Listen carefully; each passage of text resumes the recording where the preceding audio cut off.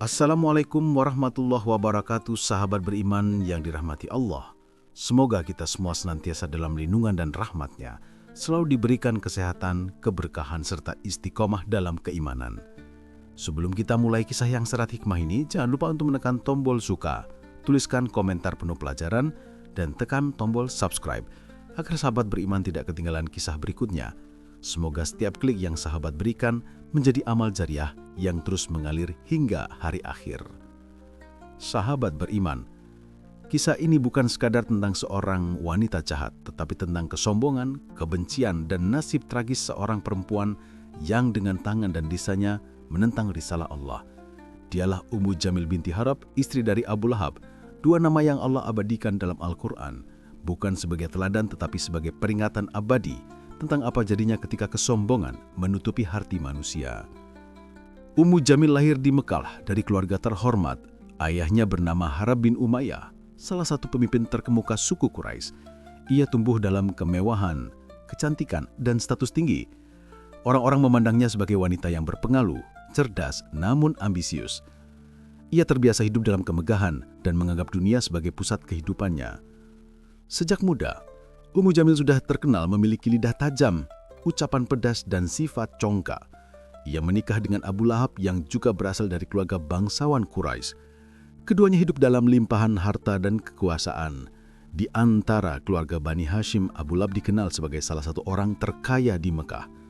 Perdagangan yang luas membuatnya dihormati dan disegani, sementara Ummu Jamil menikmati kehidupan mewah di balik kedudukan suaminya. Namun di balik kemegahan itu, tersimpan hati yang keras dan jiwa yang gelap. Sahabat beriman, kemewahan seringkali menipu banyak orang. Kekayaan yang seharusnya digunakan untuk bersyukur justru menjadi sebab kesombongan. Begitu pula dengan Ummu Jamil, ia merasa dirinya lebih tinggi dari wanita lain di Mekah, bahkan dari keluarga Nabi Muhammad SAW.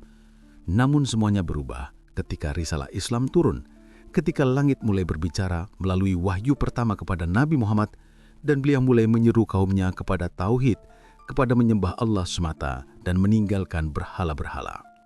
Bagi Ummu Jamil, kabar itu bukanlah berita gembira, melainkan ancaman besar. Ia tahu betul siapa Muhammad. Beliau bukan orang asing baginya, melainkan keponakan dari suaminya sendiri, seseorang yang sejak kecil dikenal jujur dan amanah. Tetapi bagi wanita seperti Ummu Jamil, kebenaran bukan hal yang dicari. Baginya, yang terpenting adalah kekuasaan, kehormatan, dan status. Bila Muhammad menjadi nabi dan Islam menyebar, maka pengaruh keluarganya akan berkurang. Itulah yang membuat hatinya terbakar oleh iri dan dendam.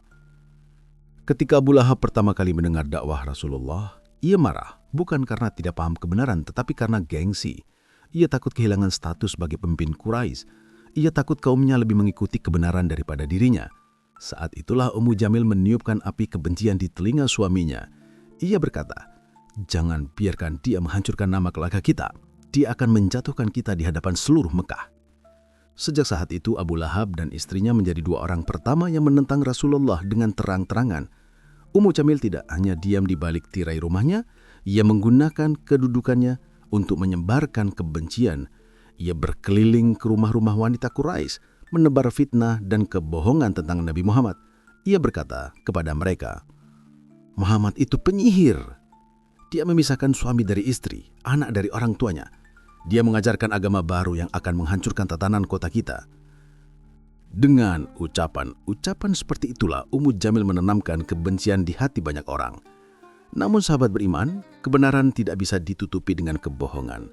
Meski ia berusaha keras menjelekkan Rasulullah, kemuliaan beliau tetap bersinar. Semakin ia menfitnah, semakin banyak pula orang yang mulai bertanya, siapakah sebenarnya Muhammad ini, yang begitu sabar menghadapi hinaan, yang begitu lembut meski dicaci, yang begitu jujur meski dituduh pembohong. Maka banyak yang mulai tertarik kepada Islam dan masuk ke dalamnya. Hal itu membuat Ummu Jamil semakin marah. Ia tidak hanya menggunakan kata-kata, tetapi juga perbuatan. Setiap kali Rasulullah lewat di jalan, ia menunggu di pagi hari, menabur duri dan batu di jalan yang biasa dilalui beliau, berharap Nabi tersandung atau terluka. Ia bahkan memerintahkan para budak untuk mengikuti Rasulullah dan mengejek beliau di hadapan orang banyak. Ummu Jamil bukan sekadar pembenci, ia adalah simbol kebencian yang bergerak. Sahabat beriman, dalam rumah tangganya, Ummu Jamil memiliki pengaruh besar atas Abu Lahab. Banyak keputusan buruk Abu Lahab lahir dari bisikan istrinya. Ketika Nabi mengumpulkan keluarga besarnya di Bukit Syafa untuk menyampaikan dakwah secara terbuka dan memperingatkan mereka tentang azab Allah, Abu Lahab berdiri dengan amarah dan berkata, "Apakah hanya untuk ini kau mengumpulkan kami? Celakalah engkau, wahai Muhammad." Lalu ia pergi dengan kasar. Setika itu turun firman Allah menegaskan nasibnya. Tabat yada Abi Lahabi wa tab, mu'agin anhu malhuma makasab, sayasla narum ta'ata lahab, wa mar'atuh muhammalatal hatab, fi jidha hablum min masyad. Ayat ini bukan hanya menyinggung Abu Lahab, tetapi juga istrinya, Ummu Jamil, yang disebut langsung oleh Allah sebagai pembawa kayu bakar. Para ahli tafsir menjelaskan bahwa makna kayu bakar di sini menggambarkan dua hal. Pertama, secara harfiah, ia memang sering membawa ranting berduri untuk disebar di jalan yang dilalui Rasulullah. Dan kedua, makna majazinya adalah bahwa Ummu Jamil menyebarkan fitnah dan kebencian yang menjadi bahan bakar api permusuhan di antara masyarakat Makkah. Ketika surah Al-Masad turun, Ummu Jamil menjadi gila oleh amarah. Ia merasa dipermalukan karena seluruh Mekah tahu bahwa Allah menurunkan ayat yang mengutuknya sendiri. Ia berkata, "Bagaimana mungkin Muhammad berani menyebutku dalam kitabnya?" Ia mengambil batu besar, berjalan ke arah Ka'bah, di mana Rasulullah sedang duduk bersama Abu Bakar Siddiq, dengan niat untuk membunuh beliau. Namun dengan kekuasaan Allah, matanya tidak mampu melihat Rasulullah yang duduk tepat di depannya. Hanya Abu Bakar yang tampak di hadapannya. Ia berteriak dengan marah, "Di mana temanmu Muhammad? Aku mendengar dia menghina suamiku dan aku akan melempari kepalanya dengan batu ini." Abu Bakar dengan tenang menjawab, "Dia tidak berkata seperti itu." Lalu Ummu Jamil melemparkan batu ke tanah dan pergi dengan penuh amarah.